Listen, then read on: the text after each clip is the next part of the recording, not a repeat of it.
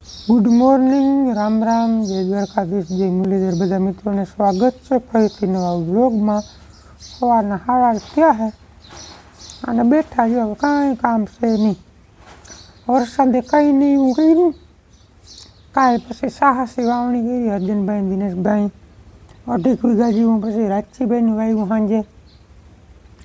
પણ હવે જોખમ પૂરેપૂરું છે. હવે ઉગે ના ઉગે એવું બધું હે. જો દેવસીભાઈ ખુશી મળે.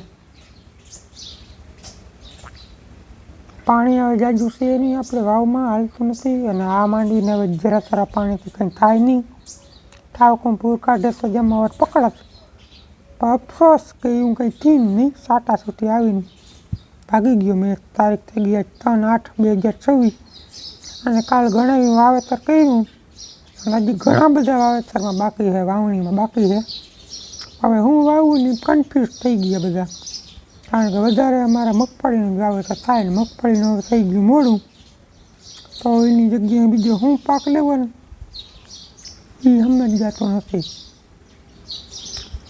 એટલે હવે શું થાય આગળના દિવસોમાં કંઈ ખબર નથી પડતી.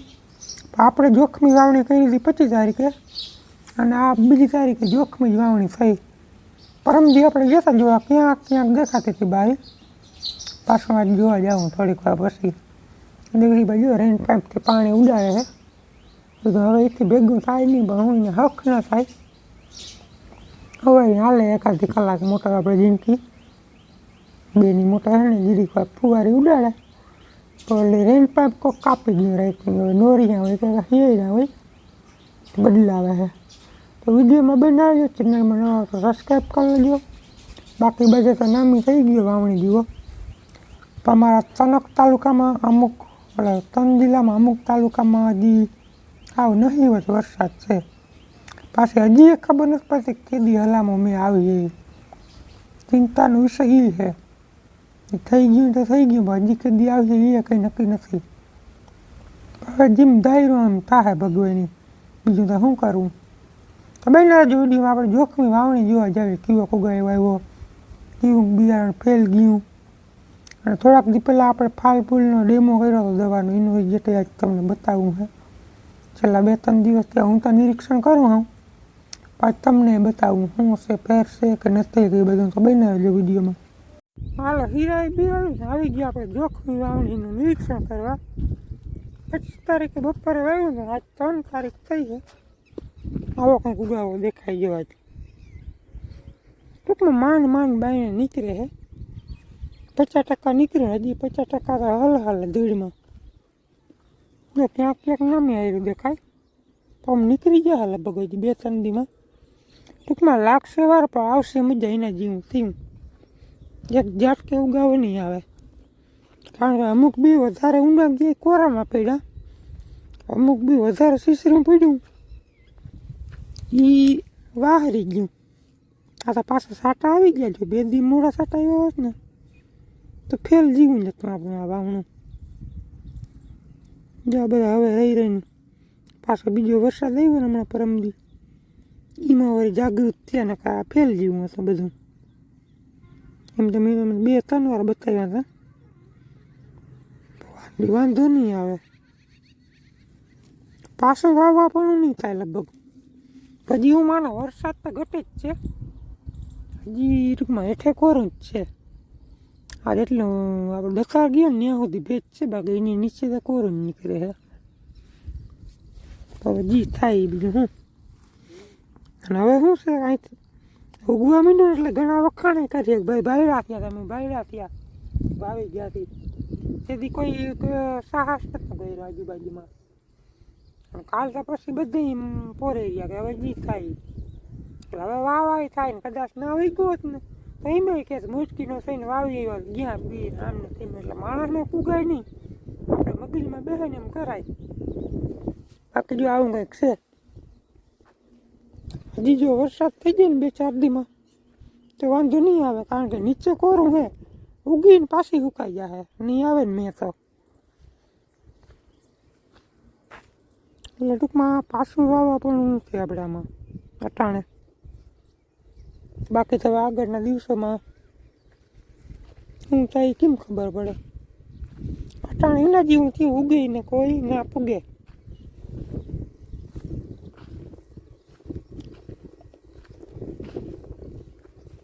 આજ બધા ચા દેખાય ટૂંકમાં, નકર દેખાતા નહીં, ત્યાં ક્યાંક જ દેખાતા.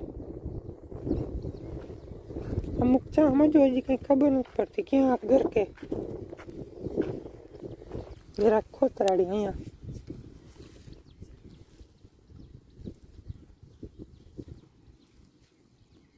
જો આ બી હજી ખોટો નથી પીતો, ભીજ કટાઈને જો આ કોરું નીકળે દેખાય. આ કોરામાં બી પીડા અમુક ખોટો પીતો. કોરામાં બી શું કામ પીડાય ખબર? બે આંગળ બે અઢી આંગળ જ કરી દઉં. અહીંયા આપણે જીરું કાઢ્યું ને, જીરાની ભૂકી છે જો આમાં ભેગી. જોઈ ગયો ઉડે ને ધૂળ. એટલે આવું બધું છે, ડાબક ડોયું છે. પણ ઉગાવો હાર આવી ગયો, પાછું વાવવું નહીં પડે હવે જો વરસાદ આવી જાય થોડાક દીમાં તો. ક્યાંક ક્યાંક હજી પરિસ્થિતિ છે કે હજી બી પીડા છે, બાકી 90% હાયરું દેખાઈ ગયું.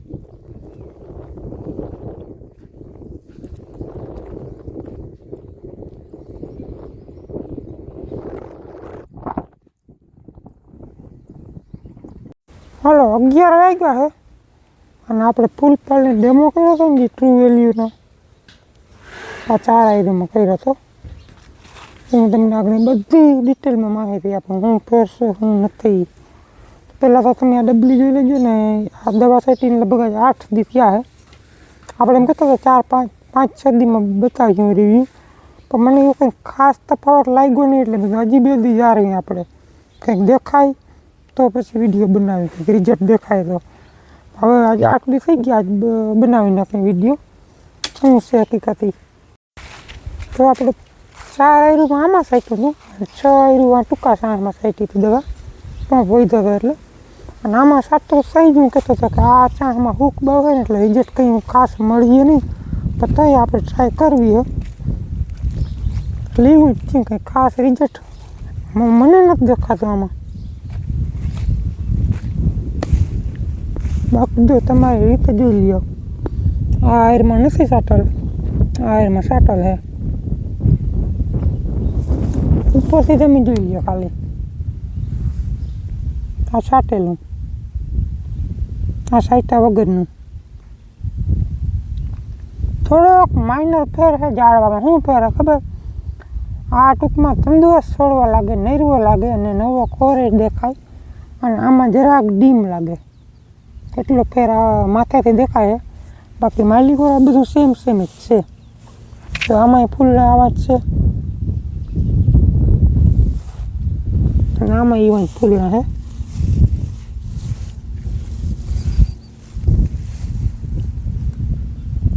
એટલે એ બધું એમ છે. બાકી તો આપણે ભેજ નથી એટલે ના મળે રિઝલ્ટ. મેં તે જ કીધું હતું. તો આપણે ભેજ હતો ને ત્યાં જોઈ, ત્યાં તાજું પાણી પાયેલ હતું, રેડ પાણી, એટલે સાચી ખબર ત્યાં જ પડી રહે. જો આપણે આ લીલા વસપાકવાળી હારથી આમ છે સાટલ 6 સામાં, આમ તમને કંઈ ફેર નહીં લાગે. જો ઝાડવામાં નજીકથી બતાવું,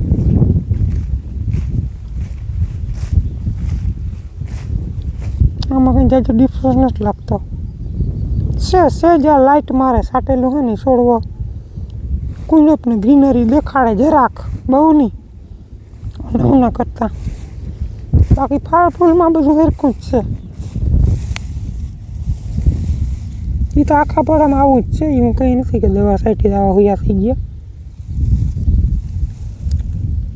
એટલે મને આમાં કંઈ એવું ખાસ રિઝલ્ટ જેવું લાગ્યું નહીં.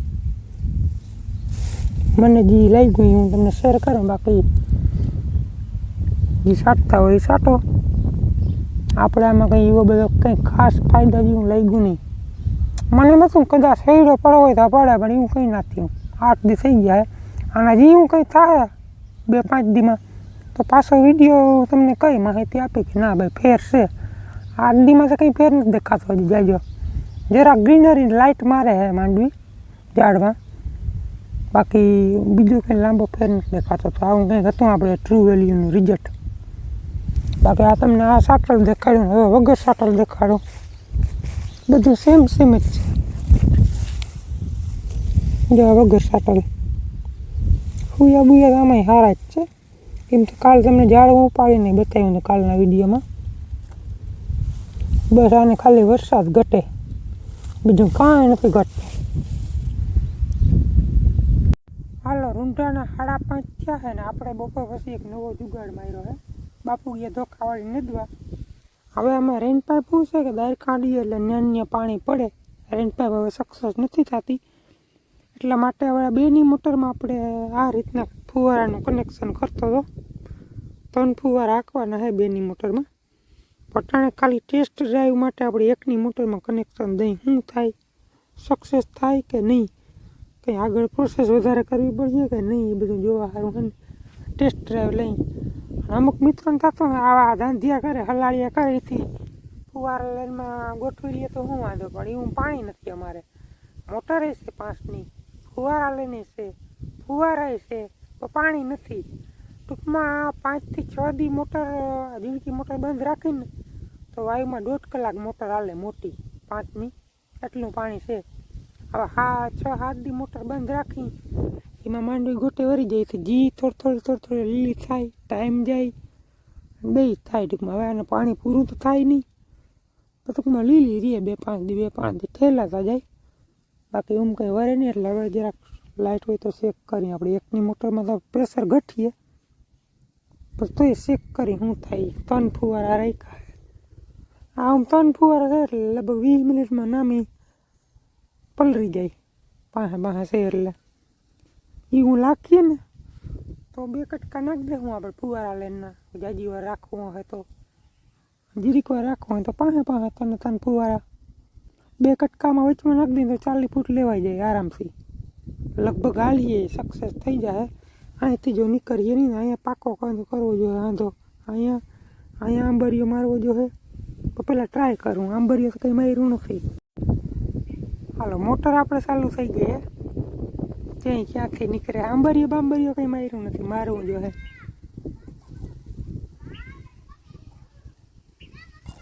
ફેરવવું સોરવવું હેલબું પડે. હું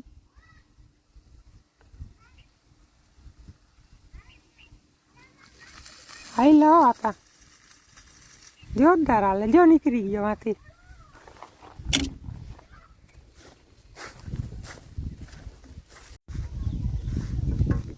અહીંયા આપણે કાસનું કામકાજ છે. આંબરીઓ મારતા ભૂલી ગયા ઉતામરમાં. કંઈ વાંધો નહીં. અહીંયા પાકું કામ કરીને હજી ટેસ્ટ ડ્રાઈવ લઈ.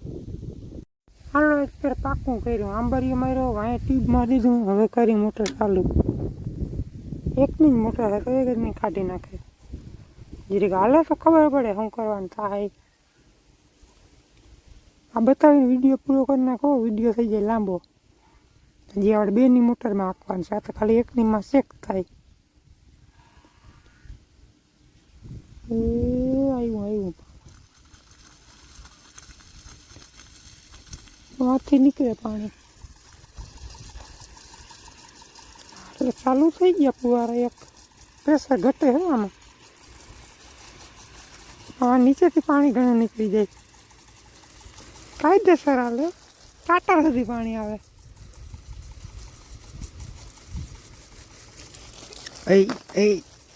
બંધ કરો.